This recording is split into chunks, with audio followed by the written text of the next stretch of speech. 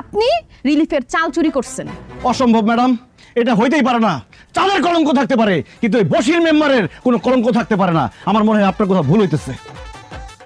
তাছাড়া এলাকাবাসী সবাই জানে এই বশির মেম্বারের চরিত্র ফুলের মতো পবিত্র।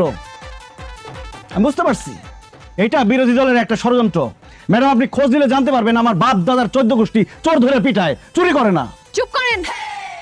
আপনি যে রিলিফের চাল চুরি করছেন সেইটার প্রমাণ আমার কাছে আছে। কি বলেন ম্যাডাম, কি প্রমাণ?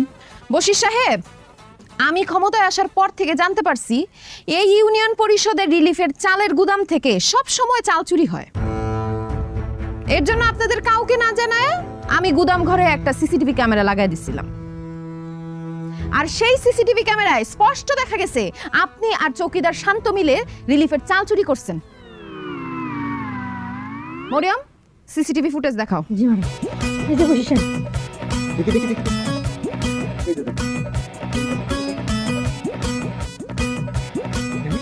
কি বশির সাহেব, আপনার কি আর কিছু বলার আছে? অবশ্যই বলার আছে ম্যাডাম।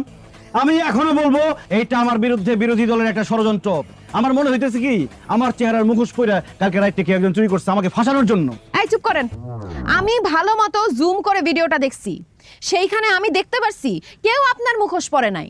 আর এখন এই জনগণের সামনে কান ধরে মাফ চাবেন এবং বলবেন আপনি জীবনে রিলিফের চাল চুরি করবেন না। কি বলতেছেন ম্যাডাম? জনগণের সামনে কান ধরলে আমার মান সম্মান সব নষ্ট হয়ে যাবে। আপনারা যা বলছি তা এক্ষুনি করেন, নাইলে আপনার সদস্যপদ বাতিল করা হবে। আর জুতার মালা গলায় দিয়ে এই পুরা গ্রাম আপনার ঘোরানো হবে। না না ম্যাডাম, আমি কান ধরে মাপ চাইতেছি।